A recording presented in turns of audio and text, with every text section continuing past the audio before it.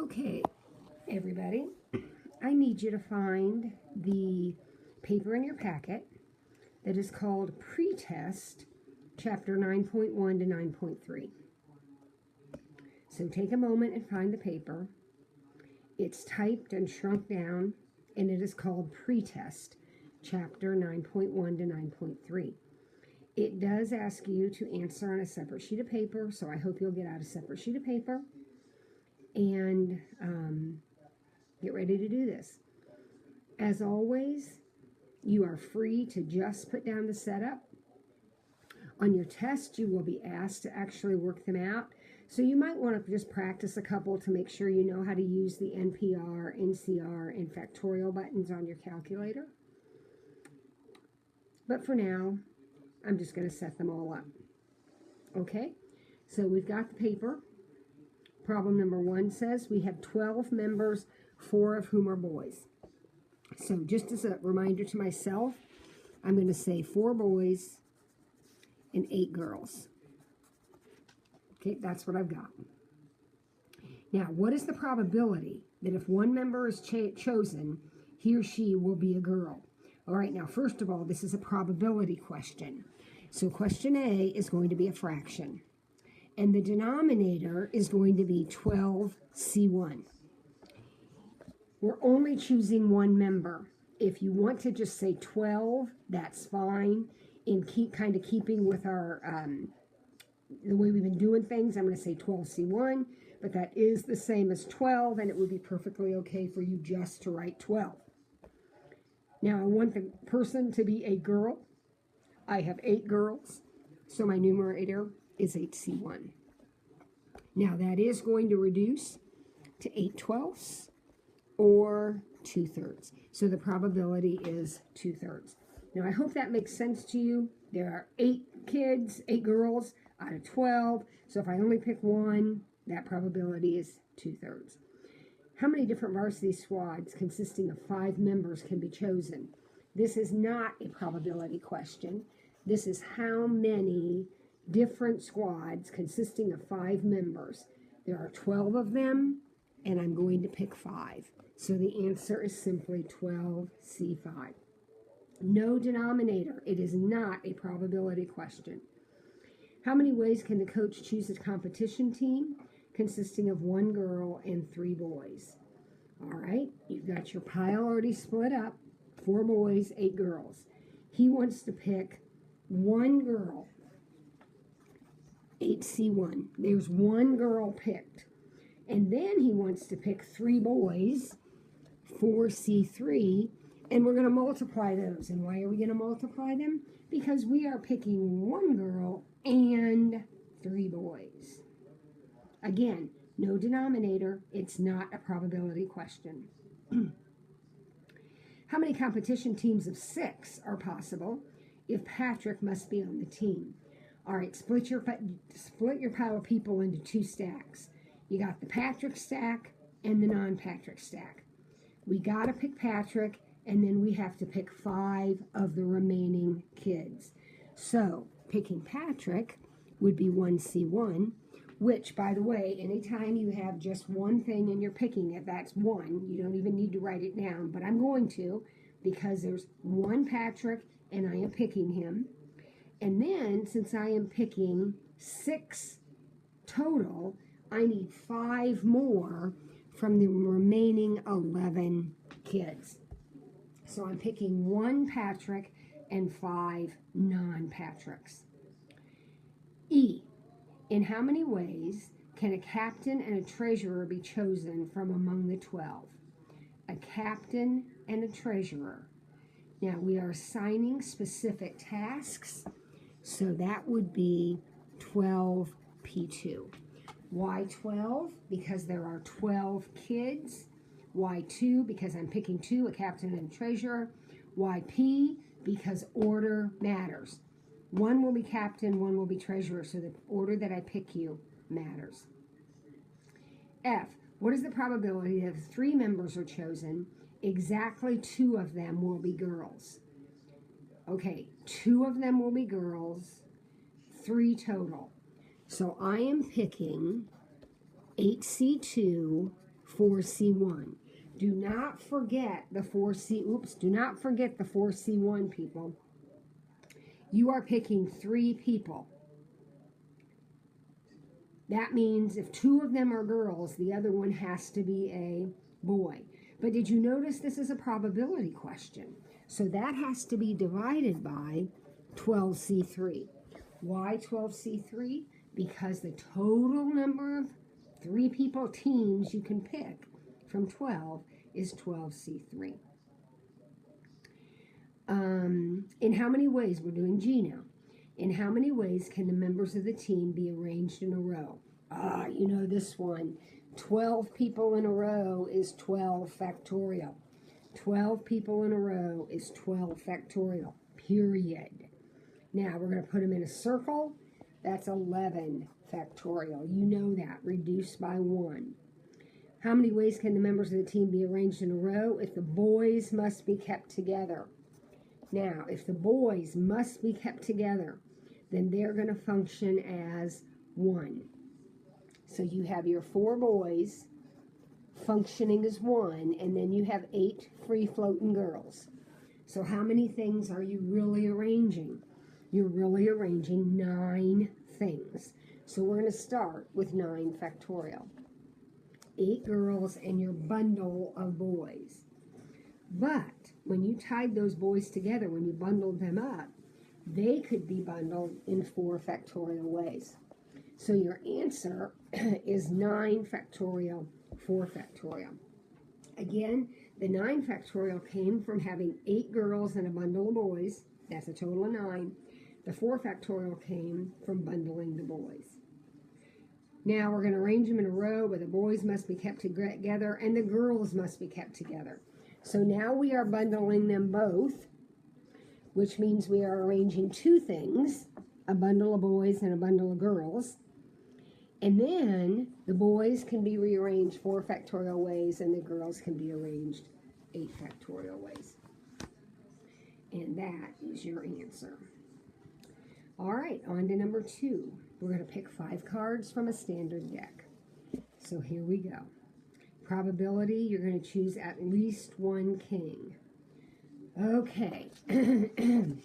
Now, let's talk about this for a minute. What does 1 king mean? At least 1 king. It means you could get 1 king, or 2 kings, or 3 kings, or 4 kings. Does that make sense to you? So really, you're looking at 4 problems. And you would do all those, and then what do you do with them? You add them up. Why do you add them up? Because it could be 1, or 2, or 3, or 4. Now, I'm going to propose an easier way to do that problem. I want you to think about this for a second. This is 2A. Let's suppose that we found the probability of no kings. Now, what would no kings look like? Well, how many non-king cards are there in the deck? 48. And we're going to pick 5 of them, divided by 52C5. Now, 48C5 divided by 52C5 is the probability of no kings. All right, let's back up, make sure everybody's got it. We're picking a 5-card hand. So our denominator is always going to be 52C5. The numerator is 48C5 because I've separated my deck into the 4 kings and then all of the other cards. Now, I want you to think about this for a minute. If I calculated that percentage and subtracted it from 100 or from 1, that would give me the answer to the question. Because why? Well, when you're dealt a 5-card hand, there are several things that can happen. You can get no kings, 1 king, 2 king, 3 kings, or 4 kings. Right? In this problem, that's all that can happen. If you're dealt a 5-card hand, that's all that can happen. You either get none, 1, 2, 3, or 4. That's it. If we find the probability of getting none and subtract that from 1, that leaves me with the probability of everything else. And what is everything else? everything else is getting 1 or 2 or 3 or 4. Now, if that doesn't make sense to you, that is the quickest, easiest way to do the problem. But if that doesn't make sense to you, then you are going to do this as a 4-part problem. And you are going to find the probability of 1 king plus 2 kings plus 3 kings plus 4 kings. And you're going to add all those up, and that will give you the same answer as we have here. I call this going through the back door. It's often easier, instead of finding the probability of what you want, it's often easier to do 1 minus what you don't want. It's just a quicker way of doing the problem. All right, B. What is the probability that you will choose all red? Well, that's a little easier. The denominator is still 52C5.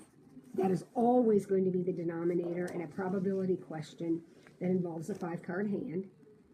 And the numerator is going to be all red, so that's 26C5. So that will be the answer to the question. Probability, we're doing C now. Probability that you will choose exactly 2 blacks. Well, remember, again, probability, 52C5 on the bottom. But remember that 2 blacks implies 3 reds. Remember, it's a 5-card hand. So I'm going to pick 2 from the black pile and 3 from the red pile and multiply. And then your denominator, 52C5. D, how many different hands are possible? Well, that's just 52C5. That's been our denominator all along. How many different hands are possible if all of the cards must be the same suit? All right, a little bit tricky. Let's think about this. Let's think about all diamonds. Okay, now it doesn't say what's the probability. It says how many hands. So this is not going to be a fraction. This is just going to be a number. But they all have to be the same suit. So how many diamonds are there? There's 13, and you're going to pick 5 of them. Now, how many hands would have all spades? Wouldn't it be the same thing? How about clubs? How about hearts? So if this is how many all diamond hands, if I multiply that by 4, that will give me the number of hands that have the same suit. And finally, how many different hands are possible if 3 of the cards are of one suit and the other 2 are of another suit? Okay, so they give me an example. 2 diamonds and 3 clubs. All right, so let's just do that example. 2 diamonds and 3 clubs. That would be 13C2 times 13C3. There's 13 diamonds, and I'm picking 2 of them. There's 13 clubs, and I'm picking 3 of them. So that would be 2 diamonds and 3 clubs. Well, what would 2 hearts and 3 spades look like? Same thing. And 3 hearts, 2 diamonds, same thing, and so on and so on and so on. So what we really need to know is, like up here, we knew there were 4 different suits. So we just took the diamond example and times it by 4. Well, what do we times this by? I really don't want to do each case individually. Well, how many suits are there? 4. And we're picking 2 of them to group together, right? Here it's diamonds and clubs, but it could be diamonds and hearts or spades and diamonds or whatever. So there's 4 suits, and I'm picking 2 of them. Now, does the order that I pick them matter? In this case, yes, because I'm taking 2 of this one and 3 of that one. And it would be different if it were 3 diamonds and 2 clubs. Do you see that? So the order that I choose them matters. So I am going to multiply by 4P2. There are 4 suits. I'm choosing 2 of them to group together. And the order matters because I'm not taking the same number of cards of each suit. Okay, good deal. All right, now we're on to number 3. You're going to make a necklace, okay? All the beads are different. How many necklaces with a clasp can be made? Well, now let's total up our beads here, folks. How many do we have? 2 and 3 and 5. What is that, 10? 10 beads. They're all different, so I don't have to worry about repeating. Nothing's being grouped together. I'm just arranging them. How many necklaces with a clasp can be made? This is 3A. The answer is 10 factorial. Now, you might say to me, oh, Mrs. Ford, they're in a circle. Shouldn't it be 9 factorial? And the answer is no. You put a clasp on that. And as soon as you put a clasp on it, it becomes a line. All the beads of the same color are identical, and there is no clasp. All right, let's start right there. There is no clasp. So now I am arranging 10 things in a circle. So that's 9 factorial. But they are all identical.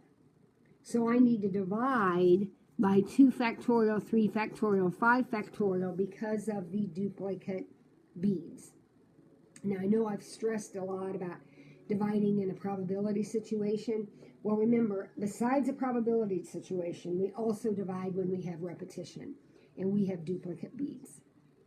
D, all the beads of the same color are identical.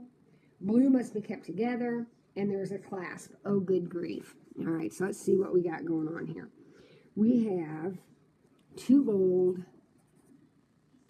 3 blue, 5 green. And it says that the blue must be kept together. So let's start with that.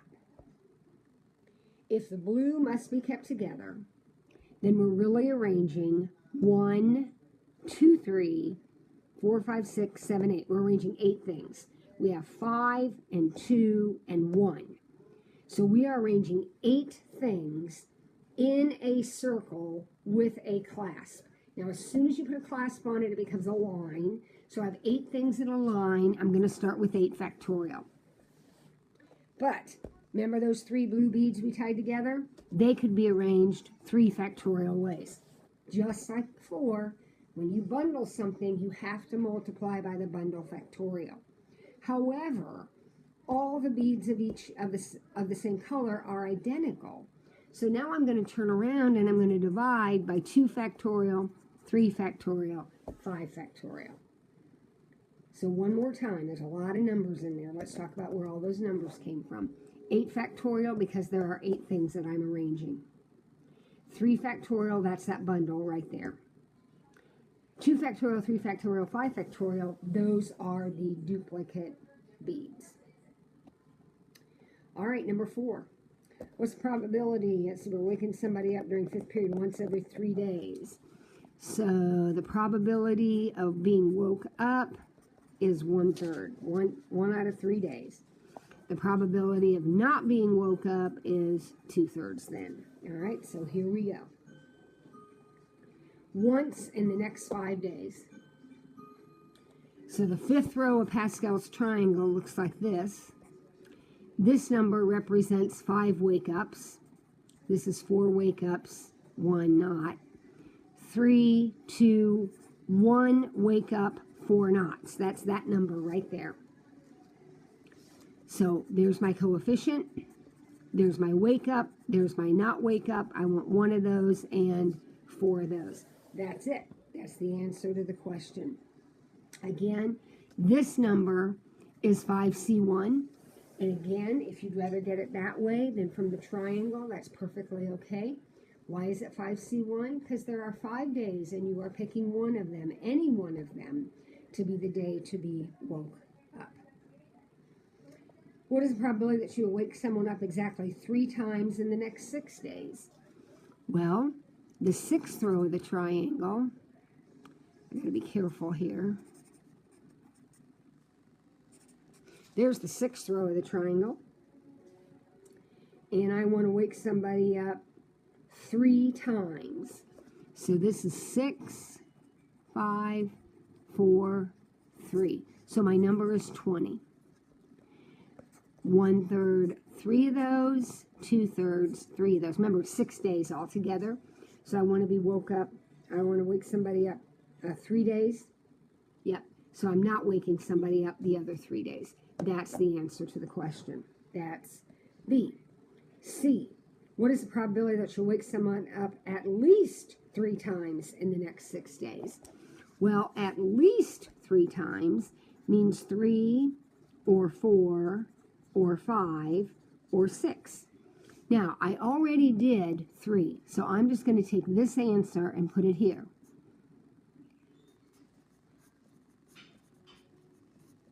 Or, now I'm going to, oh, that should be a 3, sorry. I'm going to add now, or, I'm adding, what would 4 days look like? Well, 4 days waking up, that's this coefficient right here. So I have 15 times 1/3 4, 2/3 2.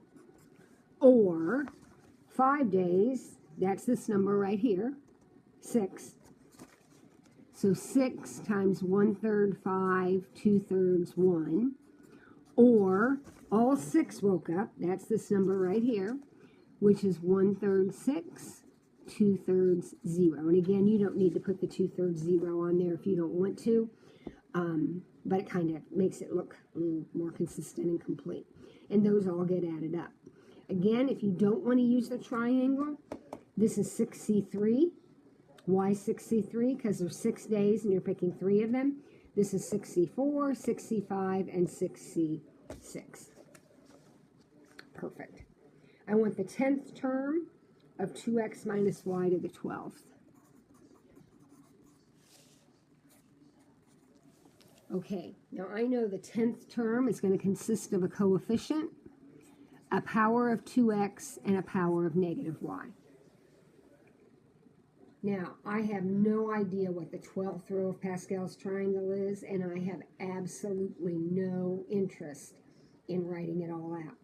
I do know, however, that the first term is 12C12, the next one's 12C11, 12C10, and so on.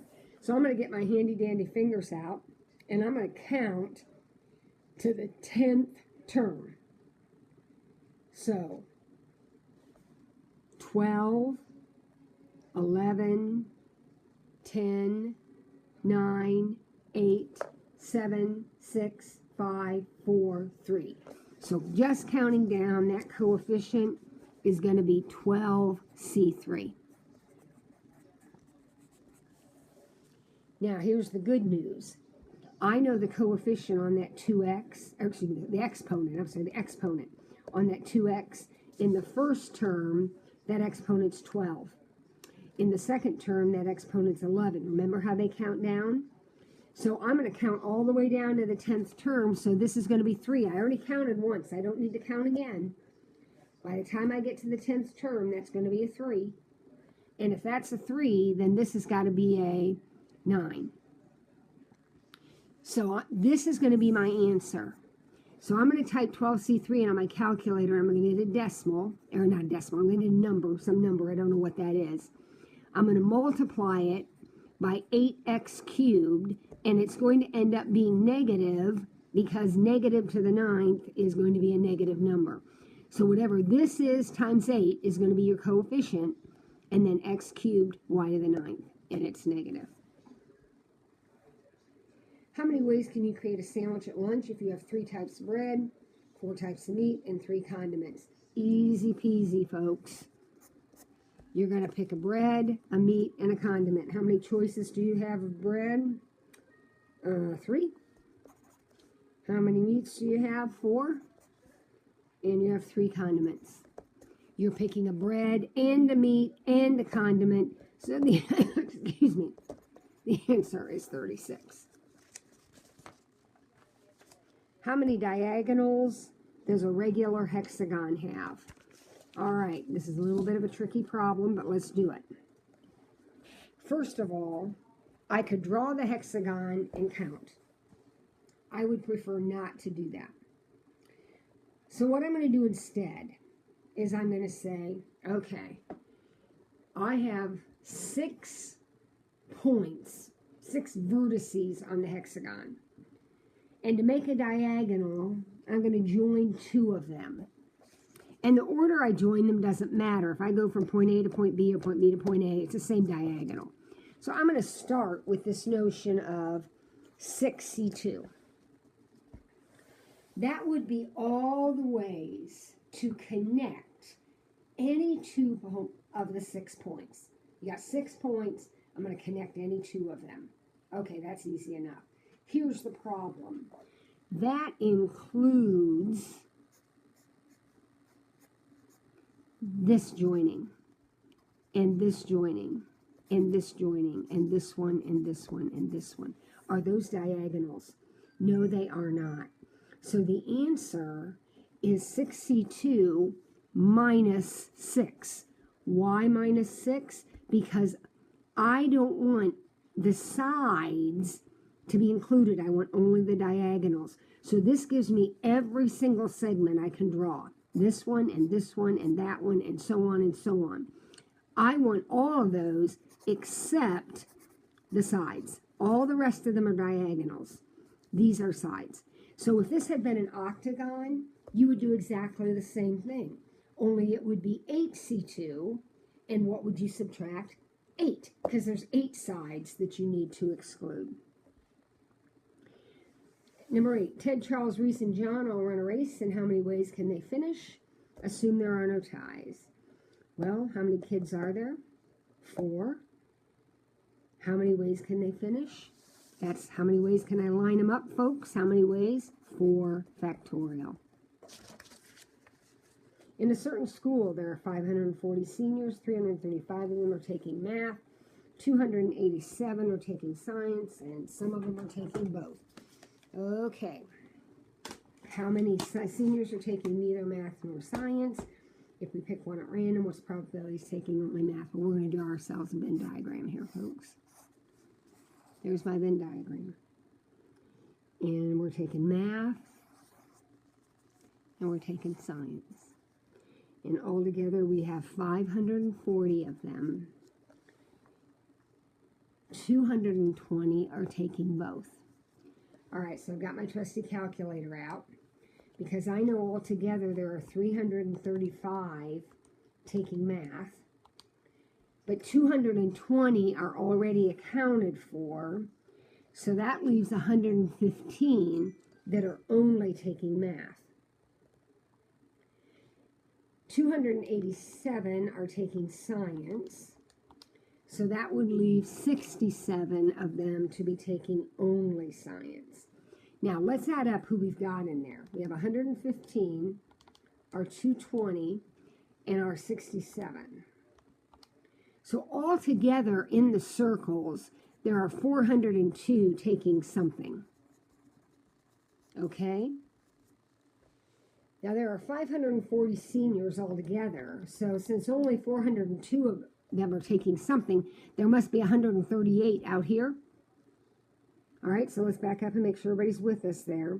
We know that there are 220 kids taking both. So this football right here is represented by 220 people.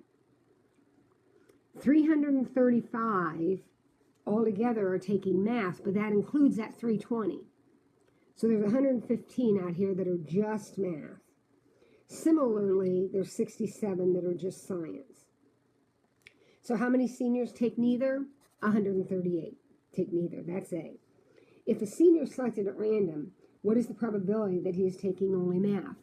Well, that would be 115, only math, 115 over 540.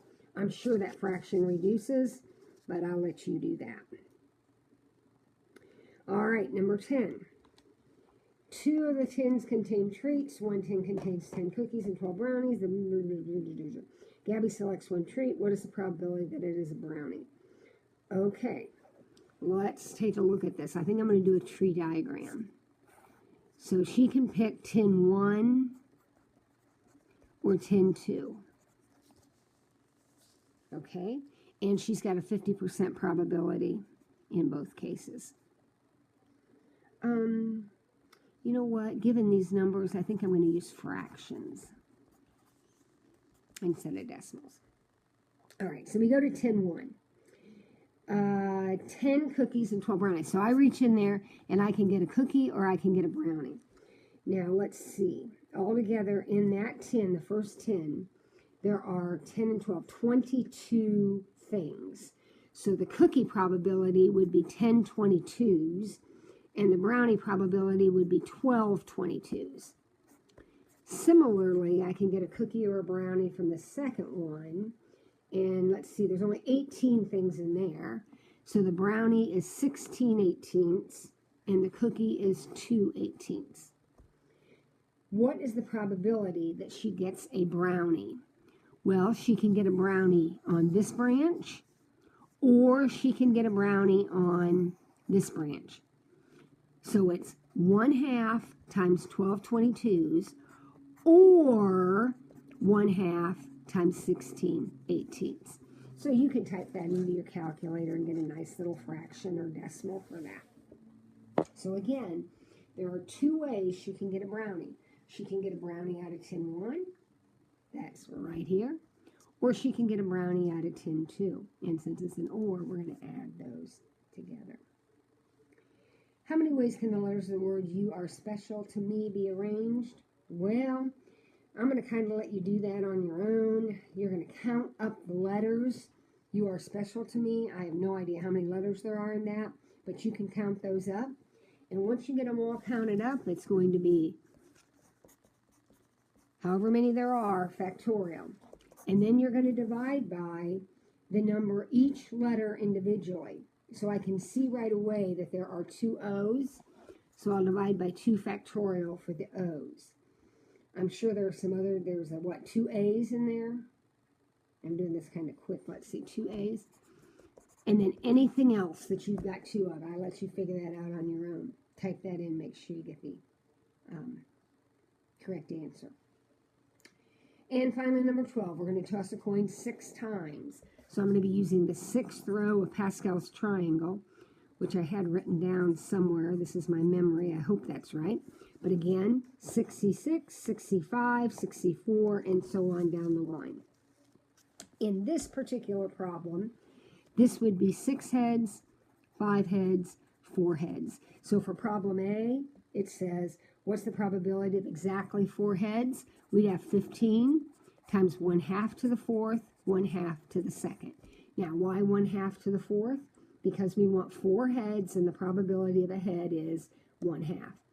Why 1/2 to the 2nd? Because you're flipping it 6 times, and if 4 of them are heads, then 2 of them must be tails. At least 4 heads. Well, that would be this answer plus this answer, 5 heads, plus this answer, which is 6 heads. All right, so we've already done 4 heads. Now, what would 5 heads look like? Because it says at least 4 heads. So that could be 5 heads. So that would be 6 times 1/2 to the 5th, 1/2 to the 1st. Or 6 heads, which would be 1 times 1/2 to the 6th, 1/2 to the 0. That's 6 heads, no tails. And again, you don't really need to include that, but I just did. And you would take all 4 of those answers and add them up. All right. Good luck. Have a great day.